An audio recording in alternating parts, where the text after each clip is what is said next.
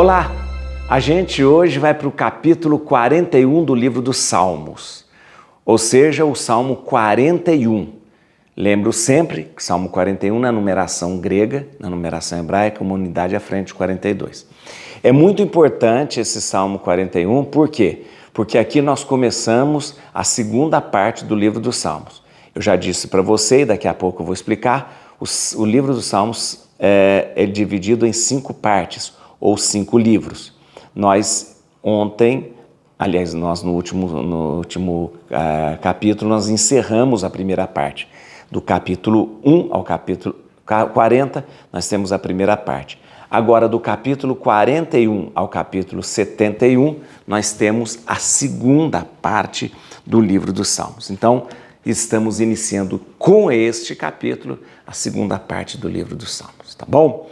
Este capítulo é chamado de A Sede de Deus. É um salmo muito conhecido, lindíssimo, eu acho um dos salmos mais lindos que nós temos, né? A minha alma tem sede de Deus. Olha que coisa linda. Como a corça suspira pelas águas, a minha alma tem sede de Deus. É muito lindo, né? Então, esse salmo, ele é classificado naquelas famílias do salmo como uma oração individual de pedido de socorro. É uma oração individual de pedido de socorro e é importante se lembrar porque é o salmo em que se pede, que o salmista pede o socorro de Deus para voltar ao convívio de Deus. Em que contexto acontece esse salmo? O salmista está exilado, longe do templo, longe das celebrações, e ele mostra a sua saudade de poder cantar os louvores a Deus, de poder tocar a harpa para as celebrações. Este salmo, ele é um salmo composto por um levita, filho de Coré. Eu vou te explicar daqui a pouco eu te explico porque logo no primeiro versículo do salmo, a gente já lembra que é um salmo feito pelos filhos de Coré. Então, é um levita da linhagem de Coré é filho de Levi, da linhagem de Coré, que era cantor no templo, provavelmente ele está exilado, e no exílio ele começa a dizer: a minha alma está cheia de sede de Deus, eu tenho sede de Deus, eu quero voltar para o meu Deus. E aí ele começa a dizer que ele queria estar junto, tocando harpa, cantando, estar junto nas celebrações que louvam a Deus. É muito bonito mesmo, muito bonito. Então, é um salmo feito por um levita, que era cantor do templo, e que cantor das celebrações e que tem saudade de estar celebrando de novo o nome de Deus. Tá bom? Tá bom, gente? Vamos lá? Eu vou te explicar tudo isso daqui a pouco. Deixa eu te pedir uma coisa agora. Dá um like nesse vídeo. Isso, agora! Tá vendo esse assim? Dá um like. Isso. Deu? Tá ótimo. Assim você me ajuda a divulgar. Você me ajuda a divulgar também se você convidar mais pessoas para a gente fazer esta caminhada. Convida 10 pessoas. Isso. Chega lá e fala, se inscreva no canal lá. Se inscreva lá. Vai lá, aparece o canal, está escrito inscrever-se, inscreve aí. Para quê? Para todos os dias você receber uma notificação. Não tem que pagar nada, pelo amor de Deus, não precisa pagar nada. Esse é um trabalho que eu faço para a gente cada vez mais crescer no nosso amor pela palavra de Deus. Então, se inscreva, todos os dias você vai receber uma notificação para um capítulo que a gente vai ler. E todos os dias a gente lê um capítulo, aprofunda naquele capítulo.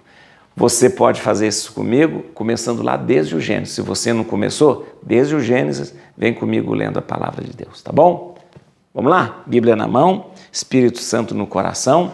Vamos ler, então, o capítulo 41, começando o segundo livro dos Salmos, a segunda parte dos Salmos. Vamos lá. Olha que lindo esse salmo. Salmo 41. Ao mestre de canto, hino dos filhos de Coré. Como a corça anseia pelas águas vivas, assim minha alma suspira por vós, ó meu Deus. A minha alma tem sede de Deus, do Deus vivo. Quando irei contemplar a face de Deus? Minhas lágrimas se converteram em alimento dia e noite, enquanto me repetem sem cessar: teu Deus, onde está? Lembro-me, esta recordação me parte a alma, como ia entre a turba e os conduzia à casa de Deus, entre gritos de júbilo e louvor de uma multidão em festa. Por que te deprimes, ó minha alma, e te inquietas dentro de mim? Espera em Deus, porque ainda hei de louvá-lo. Ele é minha salvação, meu Deus. Desfalece minha alma dentro de mim. Por isso penso em vós no longínquo país do Jordão, perto do Hermon e do Monte Mizar. Uma vaga traz outra no fragor das águas revoltas.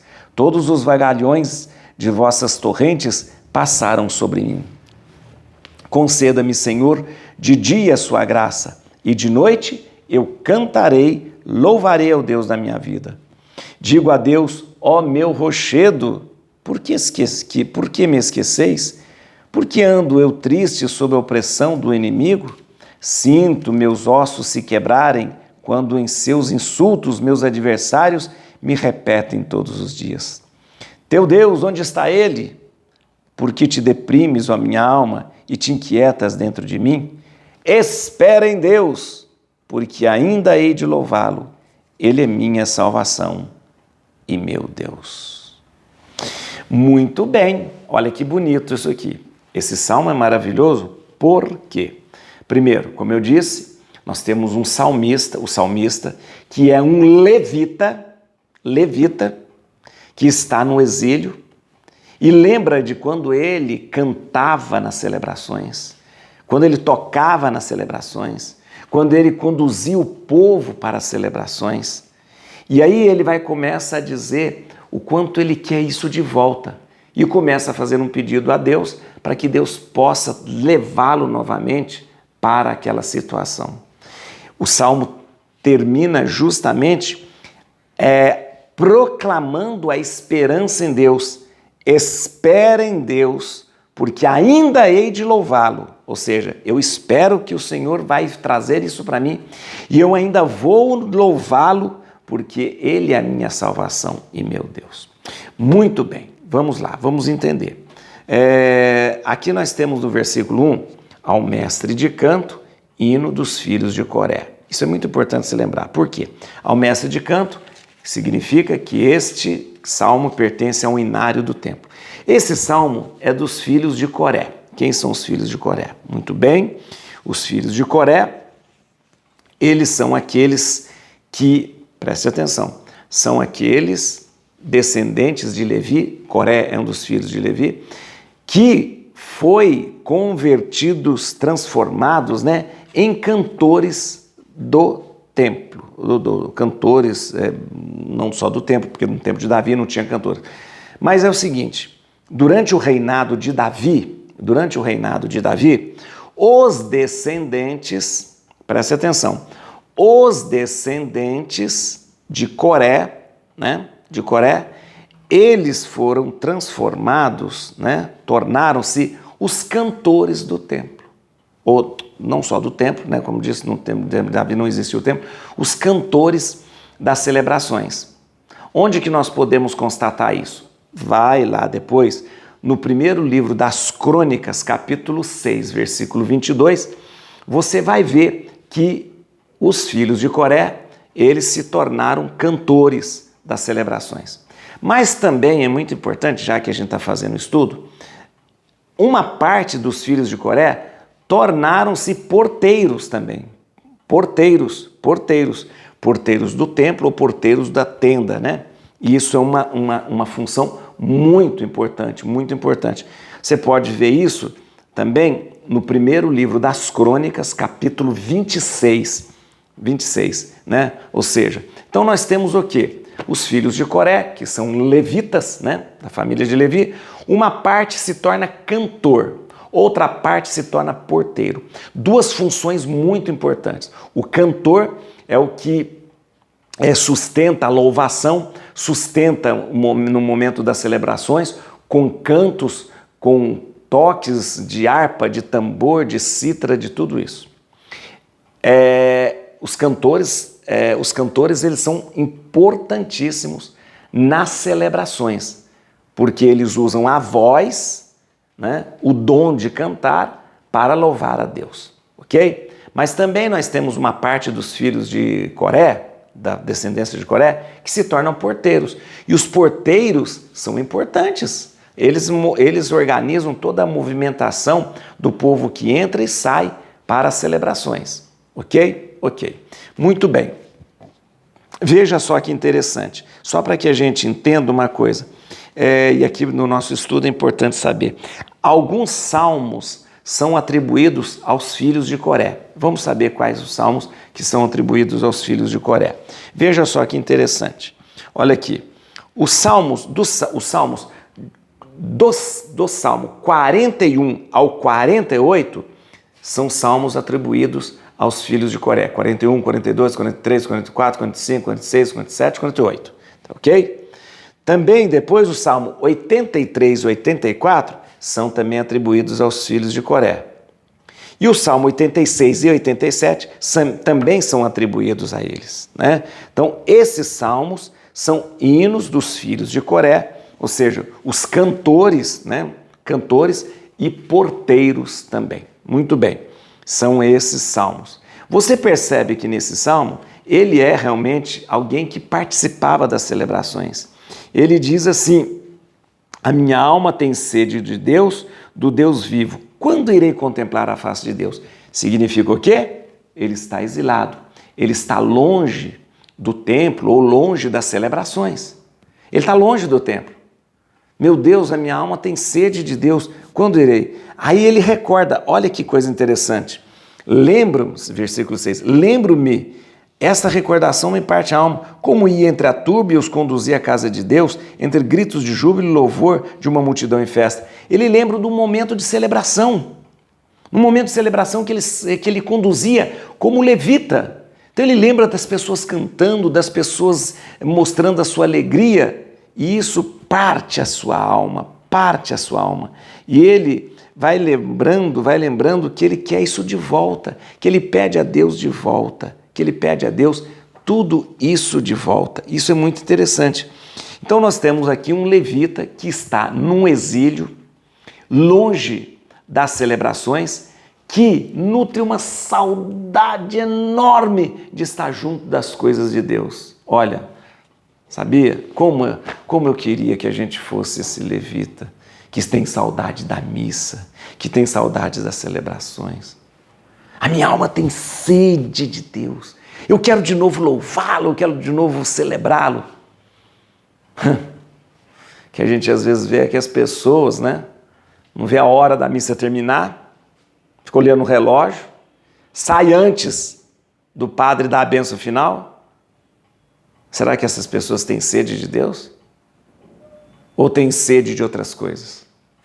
Quer ir embora logo para comer, quer ir embora logo para ficar na internet, quer ir embora logo para encontrar com os amigos. E a sede de Deus? E a sede de Deus? Sabe que às vezes eu fico muito triste? Fico triste mesmo, como padre.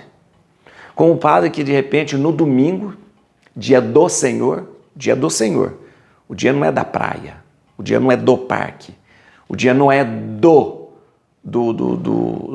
de comer na casa, não. Você faz isso porque é um dia que você pode fazer, mas o dia é do Senhor. Aí a pessoa vai na missa e depois vem falar para você: nossa, a missa demorou, hein? É muito triste. Por quê? Porque a pessoa não estava com vontade de ir à missa, não tinha sede de Deus e foi só por obrigação.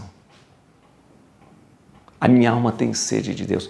Esse homem, esse levita, estava exilado lá no norte de Israel. E ele não podia mais participar das celebrações.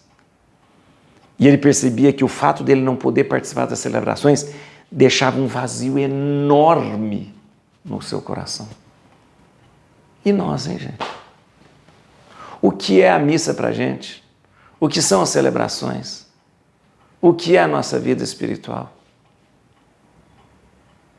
Será que a gente tem sede de Deus? Não, estou falando, quero conversar com você. Será que a gente tem? Será que a gente fica com saudade de ir à missa? Será que a gente fica olhando, nossa, hoje é segunda-feira, falta ainda 6 dias para ir à missa, no domingo? Será que eu tenho saudade de Deus?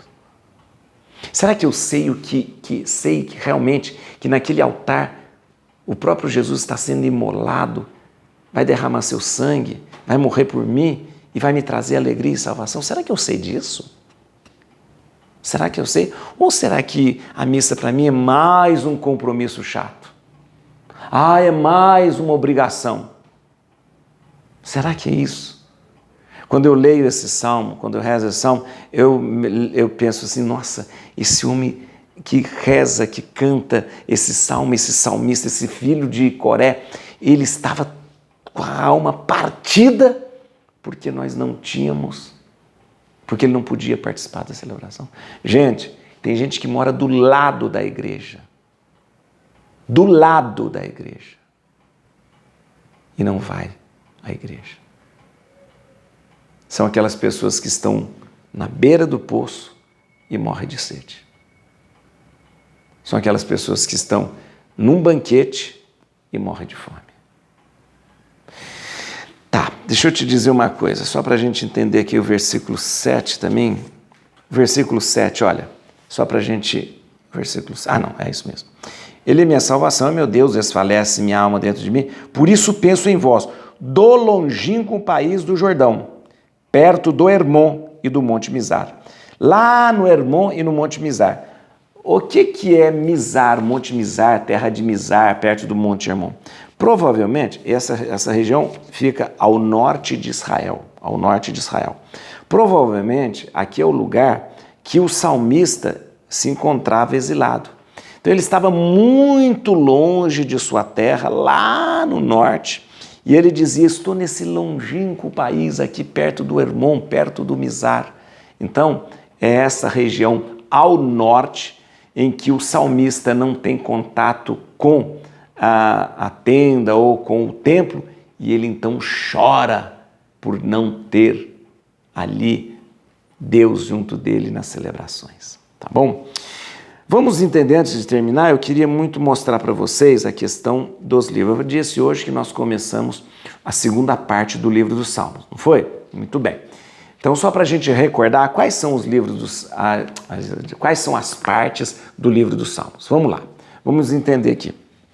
A parte do livro dos Salmos são essas aqui.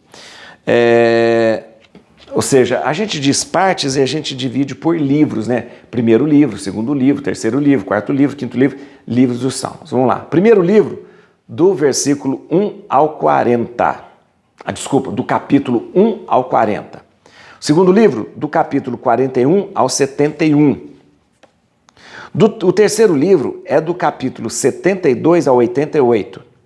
O quarto livro é do capítulo 89 ao capítulo 105. E o quinto livro, do capítulo 106 ao 150. Tá bom?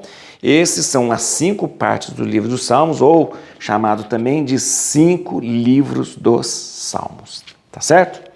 Muito bem. Você vai agora desligar o computador, vai desligar o celular, pensar nisso que eu falei para você. Será que nós temos sede de Deus, como esse salmista tinha? Será que Deus realmente, eu sinto falta dele? Ou o mundo só me preenche? Basta as coisas do mundo para me preencher? Será? E o versículo que vai alimentar o seu dia hoje, o seu coração. Minha alma tem sede do Deus vivo. Quando irei contemplar a face de Deus? A minha alma tem sede do Deus vivo. Quando irei contemplar a face de Deus? Et crutim Domini, fugit partes adversa, veti teledo e tribuda, radices David. Aleluia.